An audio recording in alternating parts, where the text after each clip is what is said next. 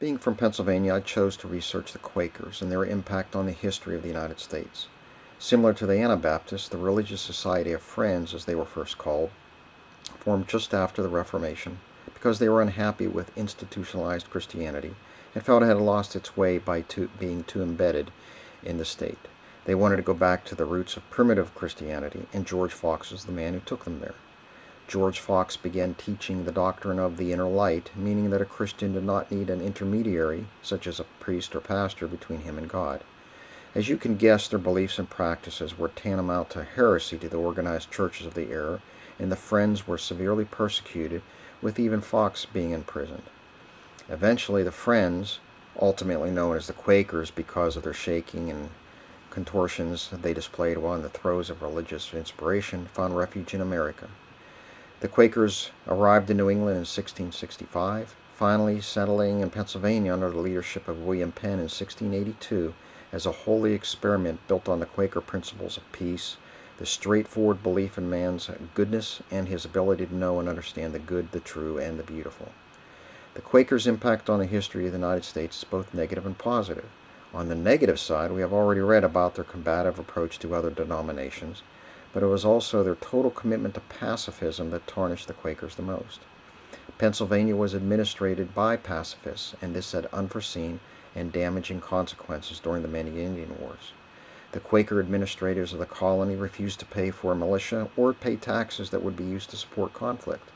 Luckily, the Quakers had peaceful relations with the Native Americans until 1755, when the French and Indian War erupted, and whites west of the Susquehanna River were either killed or forced east.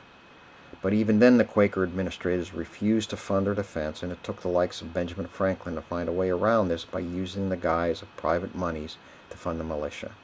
Furthermore, due to the influence of the Quakers, Pennsylvania troops were not known as the most warlike colonists and had an accurate reputation of unreliability. The pacifism did have its benefits, and the contributions of benevolence and the principles of peace is where the Quakers made their most significant contributions to the United States.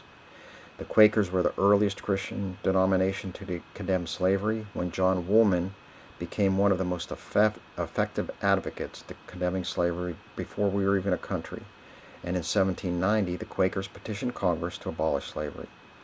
For the next 70 years they fought against slavery by lobbying Congress, assisting escaped slaves, and supporting the Underground Railroad. Throughout America's wars, the Quakers supported their country not by fighting in the fields, trenches, and foxholes, by supporting various benevolent organizations such as the American Friends Service Committee, which was founded in 1917 by American members of the Religious Society of Friends to assist civilian victims of World War I.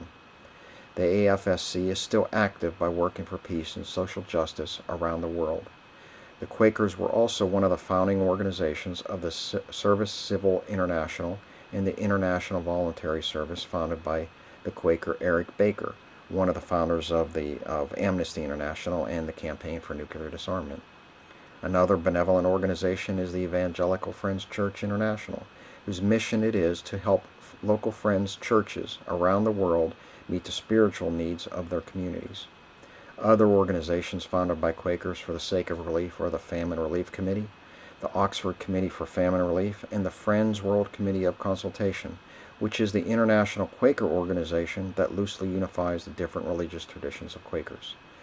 Other organizations where Quakers are partners are the Friends Committee on National Legislation, the Quaker United Nations offices, Quaker Peace and Social Witness, Friends Committee on Scouting, and the Quaker Peace Center in Cape Town, South Africa. Where can Quakers be found now? Because of their doctrine of missions, Quakers can be found on every populated continent, with Africa having the highest concentration of Quakers. In fact, 52% of all Quakers live in Africa. 76,000 Quakers live in the United States, and Great Britain, where George Fox preached the first Religious Society of Friends sermon, has roughly 16,000 members. Although you don't see them very often, and they are not the largest Protestant denomination, the Quakers have and are still making a significant positive impact on the United States and the world through the message of benevolence, the principles of peace, and the straightforward belief in man's goodness. Thank you for your time, and have a wonderful evening.